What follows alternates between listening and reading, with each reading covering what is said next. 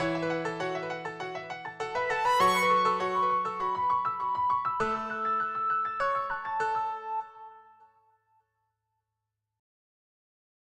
and welcome to yet another interesting episode of the Academy. On the Academy this week, I'm going to be bringing you major highlights of one of Africa's largest SME events that held over the weekend, Connect Nigeria e-Business Fair, featuring different panel sessions, exhibitions, as well as raffles. So it was indeed an interesting one. Enjoy. We are a nation of 170 million people, between 2 and 20 million SMEs. But the fact of the matter is that we're not really filling the SMEs. I believe they need a better, platform to stand. That way people can know what they do. And as we grow the SMEs, we have a vision to grow SMEs by 1 million businesses. And once that happens in Nigeria, you see us going to the next level. When somebody comes here to learn about business and they take away something and it grows their business, that's the value we want. We want to make sure small businesses grow into big businesses.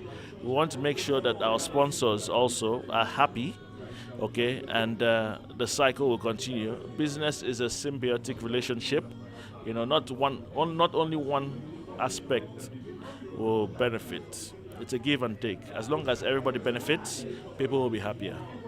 When I moved back after studying and working out abroad for a while, I noticed that SMEs in Nigeria did not have their information easily or readily available, which makes it harder. If I have 10 naira in my pocket and I can't find you to spend it on, you don't make that 10 naira. So I wanted to give, the platform where they can take as much money as possible from potential clients and customers. And that's why Connect Nigeria was born. Now, why is mobile technology important?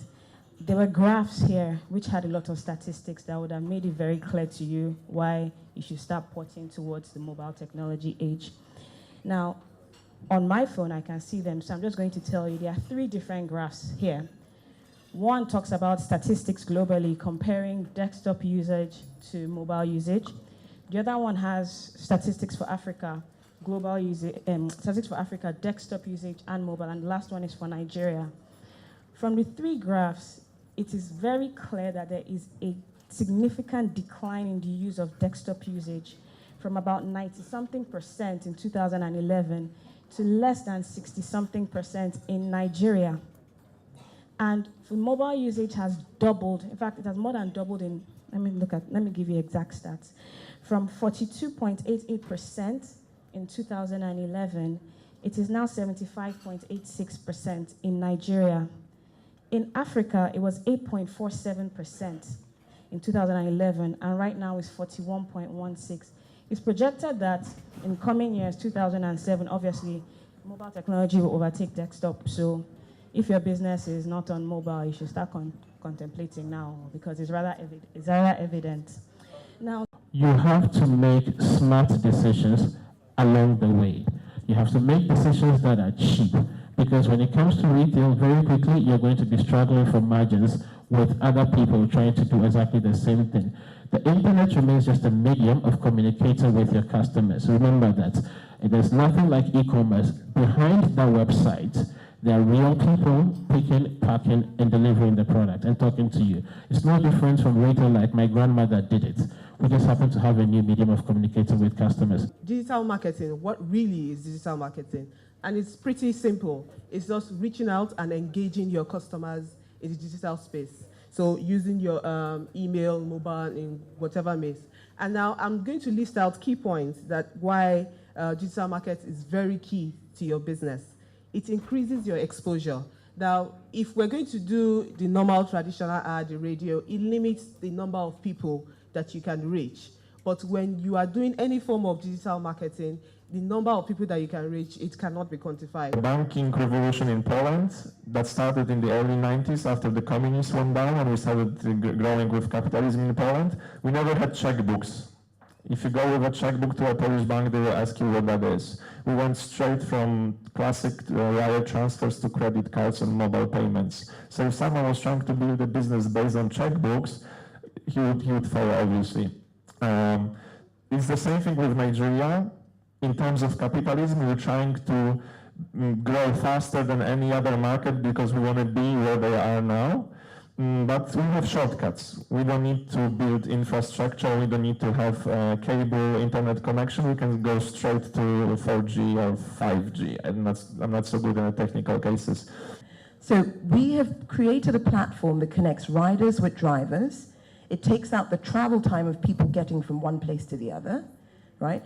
It takes out, because we're partnering with existing transport providers, you have abundance. There is no limitation of the cars that are available, and there is no limitation of the demand that's available. And the last thought I'm going to leave with you is the reliability and efficiency.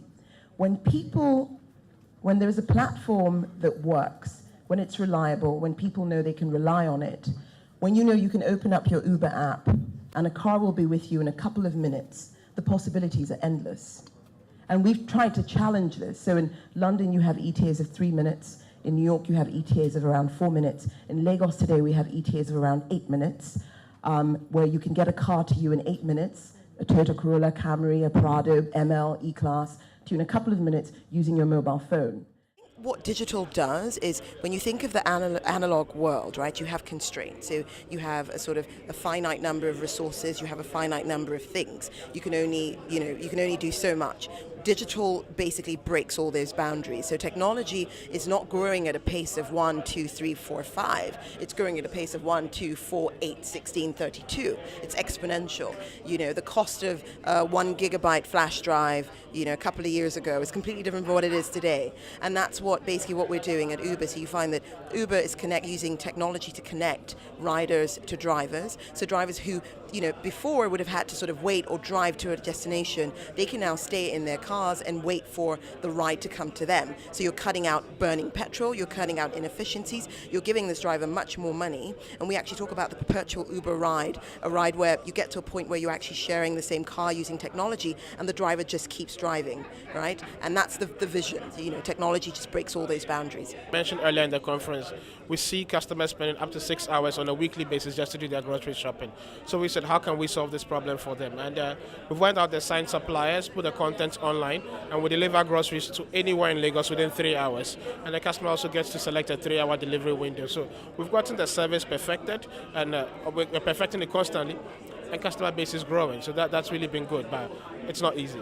Marketing, like I mentioned earlier, is important. Marketing makes the difference in the size of the company, but there are different types of marketing: paid marketing and organic marketing. I think customers, businesses, small businesses should think constantly about organic growth, doing the things that, one, providing a good service, and two, giving customers the tools to talk about what they're doing. I like this product, telling other customers. Going what is a comparatively easier route of paying for customers to come is very expensive, and most small businesses cannot afford it. Even big businesses, when they go down that route, then you dig a big hole and you have to hope they're able to get profit later on to fill the hole, or you die. So I really encourage small business owners to think about providing a phenomenal service so customers can actually refer, so they grow for a lot of referrals.